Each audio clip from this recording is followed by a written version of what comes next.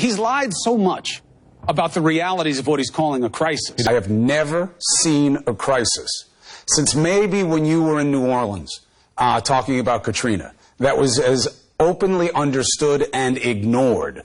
Tonight, the president tries to sell a crisis that the facts tell us does not exist. This entire situation, which many have argued is a bona fide crisis at our southern border. The big scam of the whole address was that there's a crisis. There's not a crisis. Those were the powerful words written to describe the humanitarian crisis at the border. She's already been out lying about a crisis on the southern border. He's doing a much worse job than Barack Obama, and he's created this crisis. And the word crisis is what this is all about for Team Trump.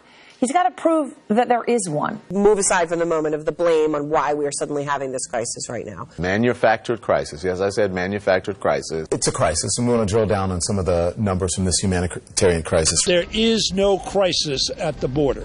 What do you say to the folks on the left who believe that this is not doing enough to deal with the crisis at the border and could help with the deportation? It's a good bill. President Trump once again tried to claim there was a crisis at the border.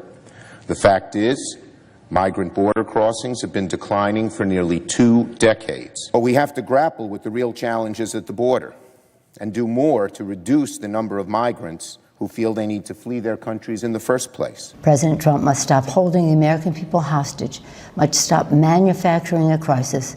We have never not said that there was a crisis. There is a humanitarian crisis at the border.